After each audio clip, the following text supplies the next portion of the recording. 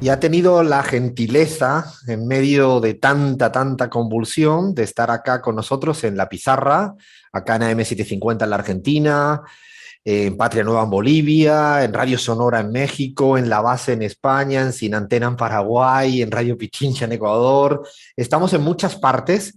Hablamos del presidente de la CONAIE, de la Confederación de Nacionalidades Indígenas del Ecuador, Leonidas Iza. ¿Cómo estás? ¿Cómo va todo, Leonidas? ¿Cómo estás? ¿Cómo te encuentras?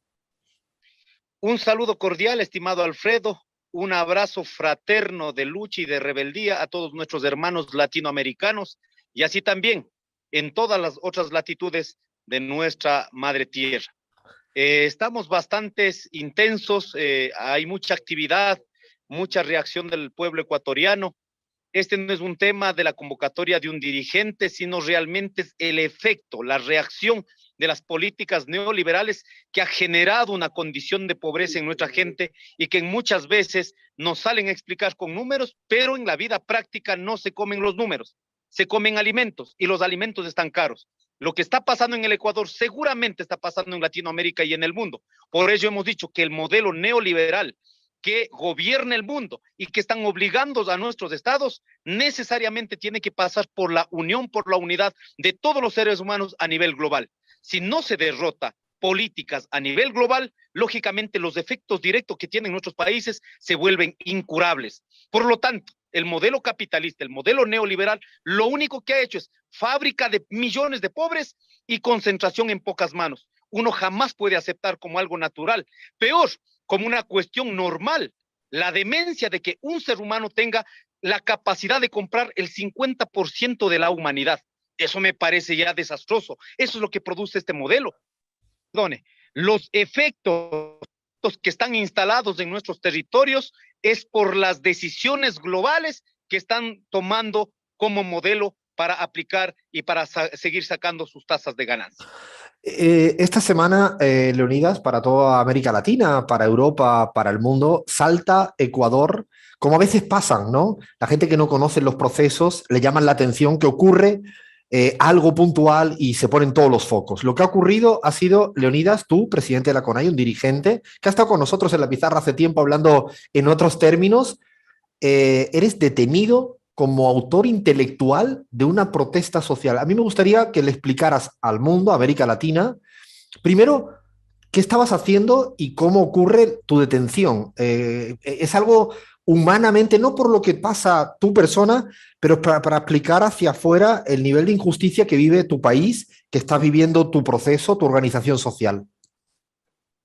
Para mi detención tuvieron que pasar tres procesos. Uno, el levantamiento de octubre dejó un estigma en las clases poderosas de este país. Entonces, hice el violento, hice el terrorista, hice el secuestrador, Isa y todo lo que ha dicho con Jaime Vargas, y lógicamente no es únicamente a Isa, sino a todo el movimiento indígena y a las clases populares de este país. Entonces, construir primero el estigma contra la lucha social de todos los ecuatorianos o de la mayoría de los ecuatorianos, a tal punto que han convertido el derecho a la resistencia frente a las medidas que toman los gobiernos de turno, convertirlo en algo criminal. Entonces, como somos criminales, hay que criminalizarlo. Ese es el primer escenario. Segundo, el gobierno nacional, ya luego de Moreno, ahora con Guillermo Lazo, lo que ha instalado es procesos de instigación, procesos de persecución. Entonces, ya creo el estigma, ahora tengo que perseguir a ese enemigo interno. Y lógicamente en ese proceso, todo el año, realmente hemos tenido seguimientos, infiltraciones en nuestras reuniones, grabaciones, intento de accidentes planificadas, como pasó el último viernes. O sea, realmente uno dice, ¿tenemos seguridad por lo menos de opinar? No la tenemos. Y esto se ha ido profundizando y este carácter ha ido dando un carácter más fascista de la sociedad ecuatoriana. Un grupo de personas que no están de acuerdo con las propuestas de los sectores populares, lógicamente tienen que imponer una lógica a partir de implementar esta situación como condición política, el tema del fascismo.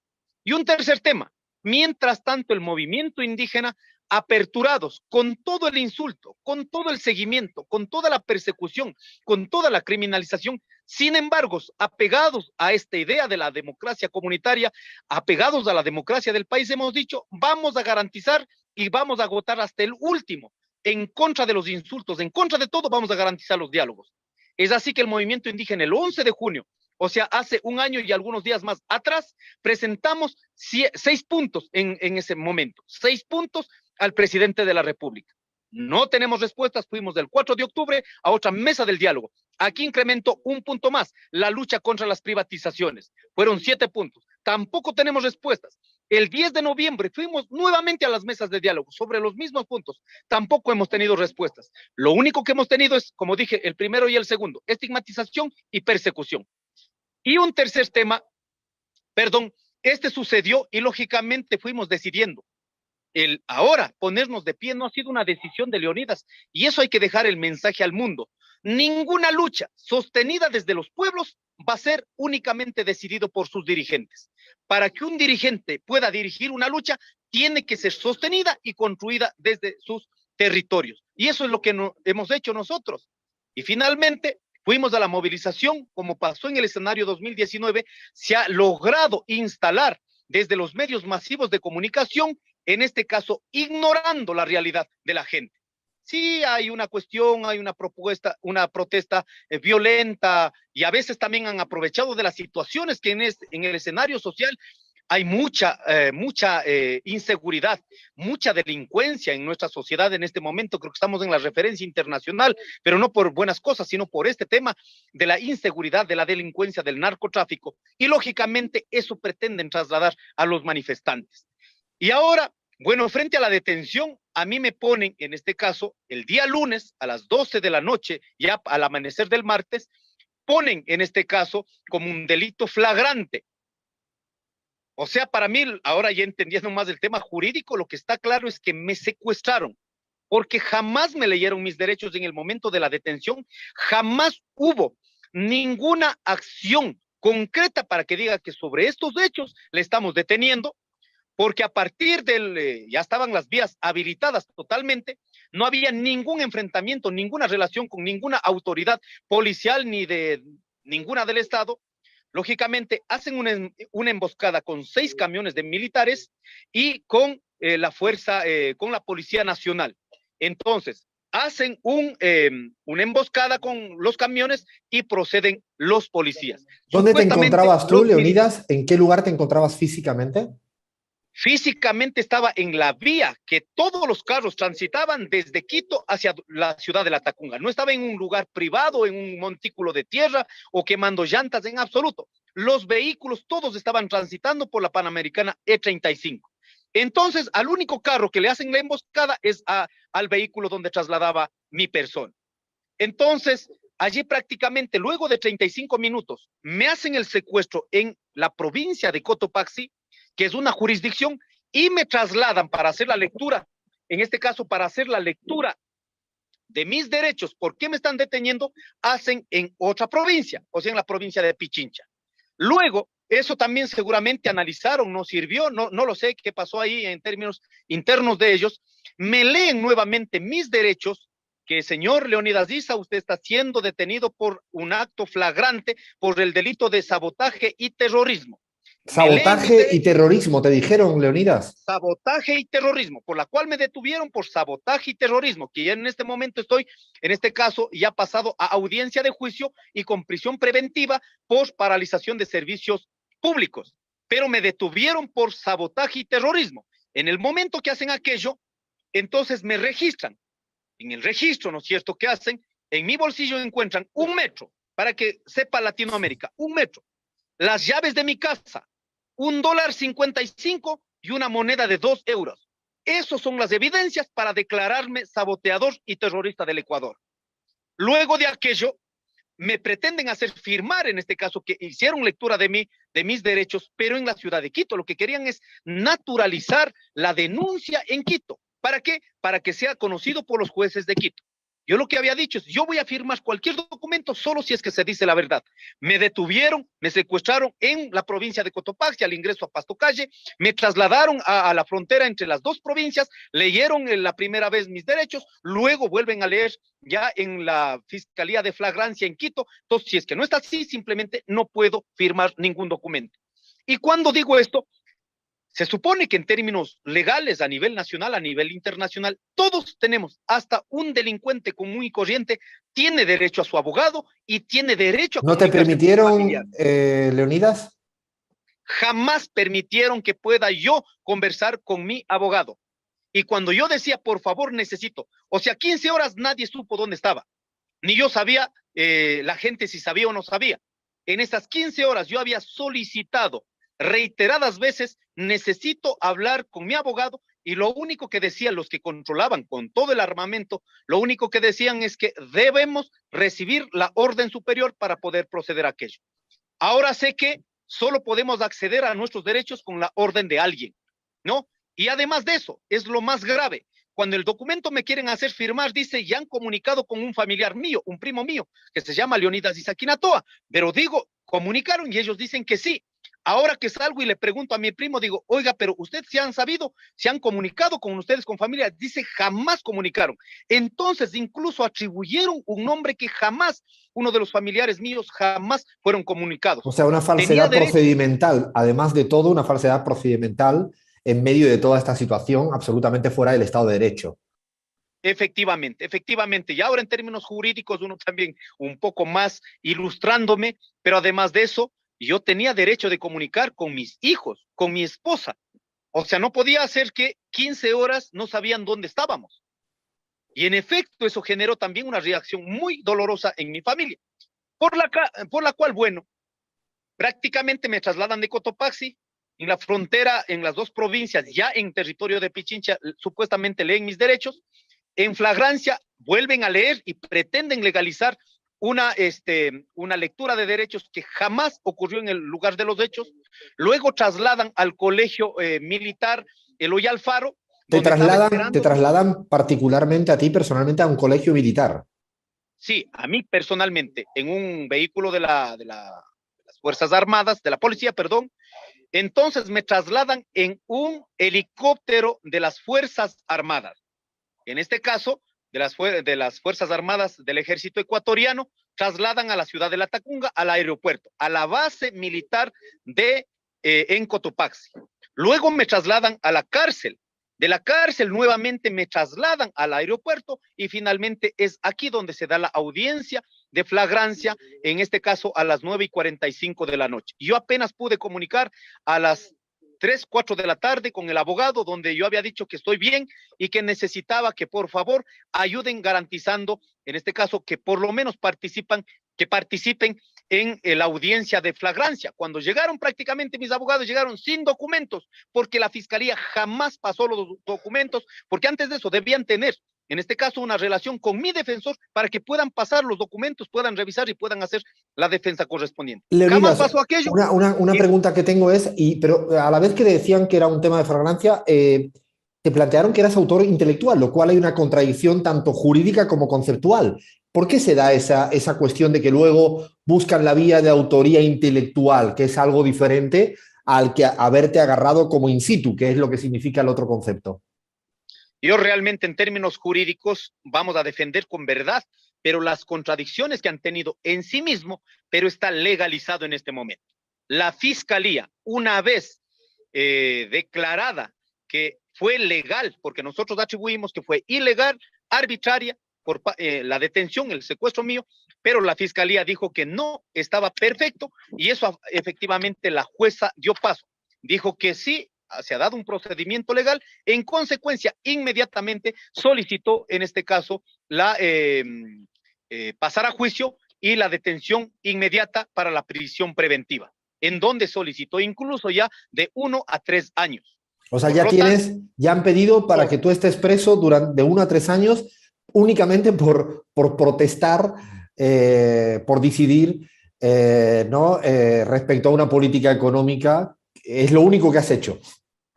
sí, pero más que eso, un metro, unas llaves, $1.50 y una moneda de 2 euros como referencia en el registro en el momento de la detención. Es lo más vergonzoso que podríamos tener. Una Luego de aquello, pregunta, Leonidas, perdona, ¿te llamó alguien del Ejecutivo, del Gobierno, después de esto? Una vez que ha ocurrido esto, ¿ha tenido alguien la llamada personal a decir cómo estás, qué te ha ocurrido, el nada, presidente? Nadie, absolutamente nadie. nadie. Y es más, yo estaba decidido a todo, ninguna pretensión de convertir en un trofeo de cambio la lucha social frente a la libertad de un dirigente, por la cual yo decidí lo que tenga que pasar, tenga que pasar. Finalmente nos las jugamos la vida porque somos dirigentes y ninguna condición, ninguna situación, y por lo tanto me he mantenido incólume, en este caso firme, para que no se confunda, porque pretendieron también convertir el objetivo de la lucha, la libertad de Leonidas, y olvidar los 10 puntos, por la cual he dicho, compañeros, ya estamos en libertad, pero no puede ser en este caso una cortina de humo. La lucha de los 10 puntos, Leonidas, la políticamente... lucha contra las políticas neoliberales, eso es el norte. Si ha habido una detención, muy bien, hemos salido por la puerta grande sobre la misma justicia de ellos, pero vamos a seguir luchando. En consecuencia, luego de aquello, con la defensa y en vista que no dieron ninguna situación, en este momento estoy con medidas alternativas a la prisión, que es firmar 2 días a la semana y no salir del país. No voy a salir del país, voy a enfrentar aquí, junto a mi pueblo, donde vivo, y luchando por todos y todas. Te quería decir si políticamente, que es un tema que verdaderamente es fundamental entender lo que está ocurriendo, además de lo jurídico, hay una cuestión puntual. ¿Crees que este hecho que ha ocurrido ha cohesionado el frente antineoliberal, este grupo de sectores, partes, no solo de los movimientos indígenas, sino de la sociedad ecuatoriana en general, que estaban en desacuerdo con las políticas neoliberales, con el ejecutivo de Lasso? ¿Cree que es un momento de que las piezas se han juntado? ¿Has sentido en estas primeras horas que se está dando este proceso de cohesión al interior de vuestra organización por afuera? ¿Qué lectura tienes? Sí, con mucha fuerza, con mucha fuerza. En este, a ver, ha pasado como 3 momentos, ¿no? La movilización empezó con una fuerza progresiva, bastante importante. En la proyección que tenía el gobierno nacional era de 55 puntos a nivel nacional. Al final del día fueron 67 puntos. Eso significa que dentro de la planificación que tenía el gobierno, superamos las expectativas que tenía el gobierno, por nuestra parte. Este es el primer momento. En un segundo momento, para el siguiente día, donde estaba previsto llegar a 70, 80 puntos o mantener en los puntos que estaban levantados, se da este factor casi determinante para que haya engrosado la movilización, la detención, en este caso de mi persona. Ahí cobra otro escenario, donde sectores donde realmente todavía tenían como recelos, si sí mismo o no mismo, donde generó una adhesión a partir de la solidaridad, pero no quedar en este caso en la solidaridad de la libertad de un dirigente, sino convertir ese hecho en una lucha mucho más amplia, que es la lucha contra el neoliberalismo. En esa medida, creo que en este tercer escenario hay condiciones para fraguar un parlamento, una asamblea plurinacional, una asamblea popular amplia, donde se puedan identificar los puntos de encuentro y realmente defender, en este caso, la matriz económica, energética de todos los ecuatorianos, y que no estemos obligados a transitar por el camino del neoliberalismo. En ese último sentido que planteas, hacia adelante, los próximos días, semanas, ¿cuál es la hoja de ruta, no solo tuya, sino como tú dices, sino de la organización, de la CONAIE? Entiendo que no es de retirada, sino todo lo contrario. Así es. A ver, hasta el día de hoy, en unos par de minutos, voy a dar mi declaración al país y a nuestras bases. 4 puntos. 1, hemos ratificado la lucha de carácter nacional. Segundo, la lucha es de carácter indefinida. ¿Hasta cuándo? Hasta cuando tengamos las respuestas de los 10 puntos planteadas por las organizaciones indígenas y sectores populares. Y si es que no hay respuesta, puede convertir en otro proceso mucho más intenso, en donde se estaría jugando el tema de la legitimidad de la gobernanza del presidente de la República. Un tercer tema, la lucha se sigue sosteniendo desde los territorios. No hay todavía el traslado a la ciudad de Quito.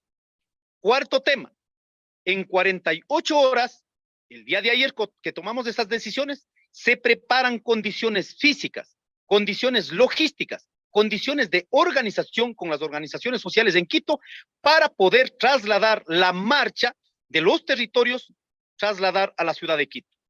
Eso estamos en este momento, que puede darse entre el día de mañana, entre el día domingo, de acuerdo a las condiciones que se vayan logrando en coordinación con las organizaciones en la ciudad de Quito.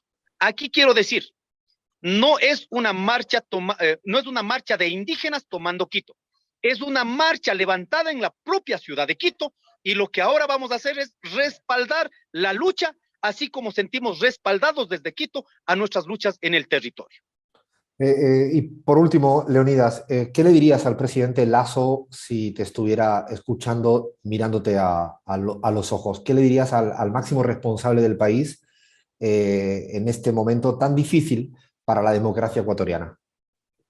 Primero, presidente de la República, lo que se habla, se cumple.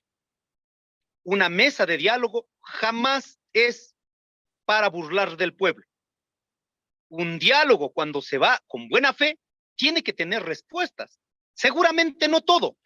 Hay de parte a parte. Nosotros lo hemos dicho, por ejemplo, en el combustible. No estamos pidiendo, presidente de la República, que vuelva a cero. Hacemos cargo nosotros 50 centavos en el diésel y ustedes bajen 40 centavos. Que el diésel quede en $1.50. En la gasolina, de $1.65 subió a $2.10. Nosotros hacemos cargo de 45 centavos y ustedes háganse cargo de 35 centavos. O sea, una posesión frente a la crisis de nosotros, pero también la crisis del Estado. No pueden venir aquí a fundar que la crisis fiscal del Estado, por la crisis fiscal del Estado tenemos que cargar nosotros la crisis de todo el capitalismo. Eso no se puede proceder. Por lo tanto, eso hemos dicho, no solo dijera, hemos dicho al presidente de la República. Segundo, el presidente de la República debe entender, él dice que no hay factores detonantes como el octubre de 2019, que fue el decreto 883. Al presidente de la República le digo, si usted seguramente no compra en una tienda de la esquina, seguramente no compra en la feria, ¿no? Seguramente él no está viviendo en las condiciones reales de los ecuatorianos. Seguramente no sale a comprar una funda de leche, un litro de aceite, una libra de arroz. ¿Cuáles son los factores determinantes? La carestía de la vida está todos los días subiendo más y más. Entonces no es un problema de que sea o no sea determinante. Esos son los factores determinantes. Presidente de la República, seguramente él no tiene créditos, porque él da créditos y acomoda los créditos, los intereses absolutamente usureros. Por lo tanto, decimos, ¿cómo no va a decir que es un factor detonante cuando miles de familias no podemos pagar las deudas y los bancos lo único que están haciendo es quitando terrenos, casas, propiedades y no quieren responderla? ¿Qué estamos diciendo al presidente de la República? No queremos que nos regalen un solo centavo. Lo único que pedimos es que la gente pueda pagar de acuerdo a las condiciones de su bolsillo. En muchas veces, al final del mes, ¿qué hacemos? No tenemos ni siquiera para comprar los zapatos de nuestros niños, ni siquiera medicamento para nuestros niños, pero tiene que estar al orden del día al fin de mes para pagar los créditos. Y en muchas veces con intereses demasiado elevados, con intereses recargados por intereses de mora, gastos judiciales, notificaciones. Y eso no puede ser normal en un sistema económico dependiente en este momento, al menos, de la Reserva Internacional. Diría presidente de la República, no diga que no es determinante, es determinante, porque para cada padre de familia, madre de familia, al final del mes, aunque no tengas para ir al centro de salud, en el centro de salud ahora mismo están mandando, ¿cierto?, a comprar medicamento. Mientras no tengamos eso, pero para el sistema financiero tenemos que estar al día. ¿Cómo no va a ser un factor determinante cuando en nuestros territorios indígenas que hemos vivido tranquilamente, ahora está siendo aplacada con toda la voracidad, en este caso, de las empresas mineras transnacionales? No están quitando el derecho de tener un ecosistema, de tener fuentes de agua, no están quitando el derecho de vivir. ¿Cómo no va a ser un factor determinante? Presidente de la República, ¿cómo no va a ser determinante? Nuestros hijos no pueden acceder a las universidades, nuestros hijos no pueden ingresar a la educación estable, digamos, ¿no es cierto? Luego de la pandemia hay un hueco pedagógico de 2 años. ¿No es determinante? En el tema de la inseguridad, ¿no es determinante que los ciudadanos no podamos salir a las calles con seguridad cuando hay una ola de delincuencia? Y eso no depende de nosotros. Nuestra parte la estamos haciendo, controlando nuestros territorios. Pero por parte del Estado, ¿qué dijeron? Obesidad del Estado, reducen y por lo tanto han dejado en la desbandada a nivel general. No se va a resolver, presidente de la República, poniendo 30,000 policías más y especializados. Resolvemos el problema de la delincuencia dando opciones a nuestros jóvenes, que ingresen a las universidades, que eduquen, que tengan empleo. Si no hay estas condiciones, entonces el narcotráfico, el sicariato, la delincuencia, están en este caso reclutando a nuestros jóvenes. Entonces son temas determinantes por las cuales el presidente de la República esto diría de frente y simplemente cumpla con la demanda de la gente. no de un dirigente peor de Leonidas Diz. La verdad que escuchándote lo único que te digo, Leonidas, es que gracias por explicar a América Latina lo que está pasando en el Ecuador y cuidarte mucho y mucha solidaridad por parte de todas y todos nosotros. Te mando un fuerte abrazo y gracias por estar en la pizarra. Muchas gracias. Disculpas a todos y un abrazo latinoamericano. Muchas Un abrazo gracias. fuerte. Chao.